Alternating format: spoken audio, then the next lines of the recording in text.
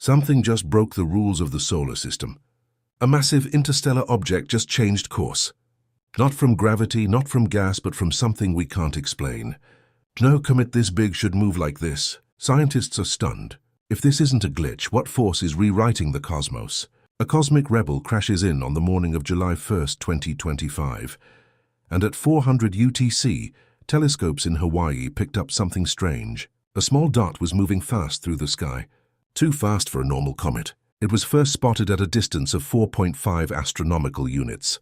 That's 4.5 times farther than Earth is from the Sun. Within 12 hours, observatories around the world confirmed it. This object was not from our solar system. It was moving at over 58 km/s, enough speed to escape the Sun's gravity forever. Scientists named it 3I Atlas, the third known object to fly in from another star system. Before this, we had Oumuamua in 2017 and Borisov in 2019. But this new arrival would break even more rules.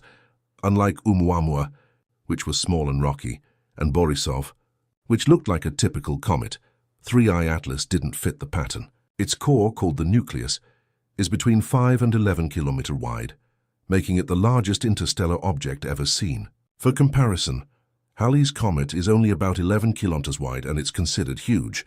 Atlas also had an active coma, the glowing cloud of gas and dust that surrounds a comet. But something didn't add up. The way it moved through space didn't match the forces acting on it. Comets usually follow paths shaped by gravity, sunlight, and gas jets, but this one was drifting off course. The mystery deepened when astronomers compared their predicted models with reality. What they found wasn't a small error. It was a repeating, measurable drift. Something was pushing Atlas off course, and the usual explanations weren't enough. Gravity alone couldn't explain it, and neither could sunlight or gas. When an object like a comet enters the solar system, scientists use math to predict its path. They look at its mass, speed, and how gravity from the Sun and nearby planets will pull on it. These calculations usually work very well. That's how we send spacecraft across billions of kilometers and hit tiny targets. But with 3I Atlas, something was off. Scientists ran their numbers again and again, using tools that had worked for decades. But no matter how carefully they calculated, Atlas didn't go where it was supposed to. At first, the changes were tiny. These are called residuals, small differences between where something should be and where it actually is. In most cases, these can be explained by things like gas jets on a comet's surface. But with Atlas, the differences kept growing. They weren't random either. They followed a pattern. This wasn't a mistake in measurement or a broken telescope. The object was drifting slowly, steadily, in a way that didn't match any known force. By mid-July 2025, the problem became clear. Atlas was not following the path predicted by gravity and gas alone. To find answers, scientists turned to the comet's own material. Its glowing tail, or coma, holds the key to its chemistry. By studying the gas and dust it sheds, we can learn what it's made of and what might be pushing it. But the closer we looked at Atlas's coma, the stranger the story became. When a comet gets close to the Sun, its surface begins to warm. Ice inside starts to turn into gas, creating a glowing cloud around it. This is called a coma, and it's one of the most useful things to study. The gas and dust in the coma tell scientists what the comet is made of and how much material it's losing. For 3I Atlas, the coma was bright and active, just like many comets before it. But what came next shocked astronomers. The James Webb Space Telescope locked onto Atlas and found something never seen before. Most comets in our solar system release a lot of water vapor. Some also produce carbon dioxide, CO2, but in smaller amounts, not Atlas.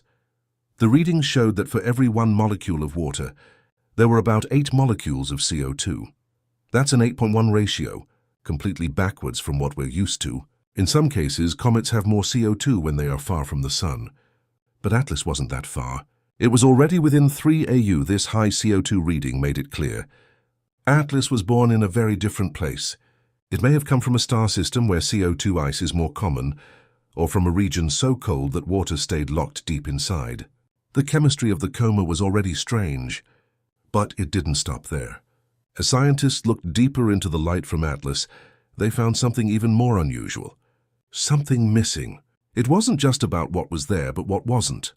And what they found challenged the very building blocks of how comets form. As scientists kept watching 3I Atlas, they used powerful tools like the Very Large Telescope, VLT in Chile, to study the light coming from its coma. By breaking that light into its parts, they could see which atoms and molecules were present. This method, called spectroscopy, is like reading a chemical fingerprint.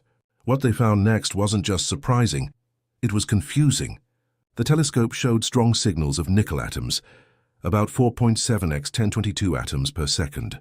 But something important was missing. There was no sign of iron.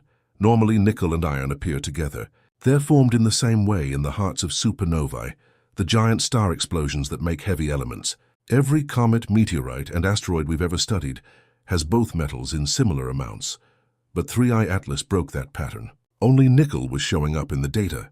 Scientists thought maybe it was a measurement problem, but the readings were consistent across different instruments. And as the comet moved closer to the sun, the amount of nickel being released grew sharply, just like it should if sunlight was heating the surface. But even with strange chemistry and unexpected metals, there was still one big problem: motion. Atlas was drifting off course in space.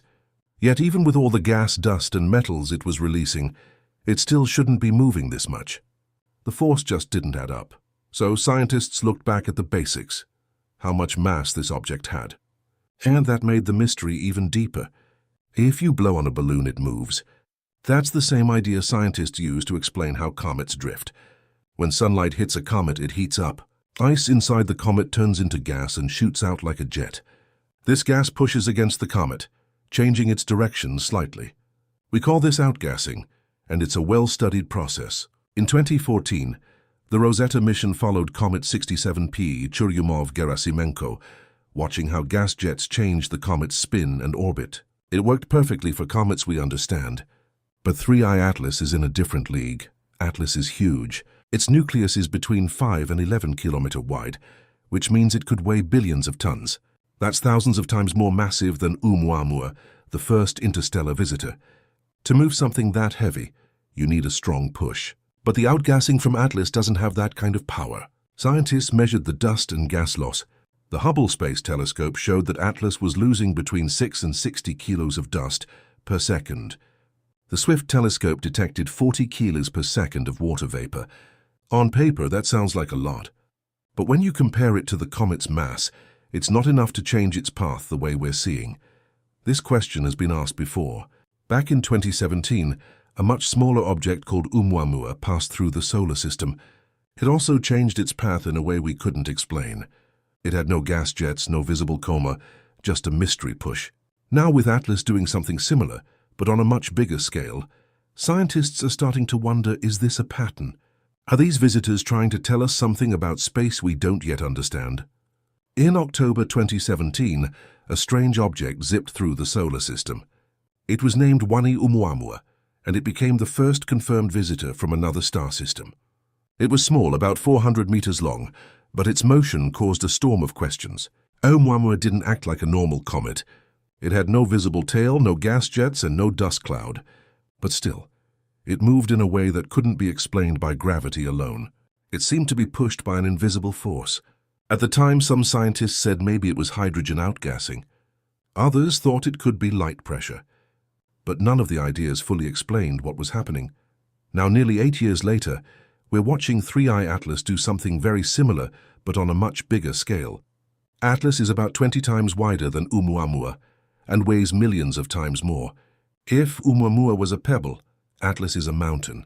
And yet, just like in 2017, astronomers are seeing a residual acceleration, a steady drift from where it should be based on known forces. The similarities are eerie. In both cases, scientists plugged in all the usual variables: gravity, sunlight, dust, jets, and still couldn't get the math to work.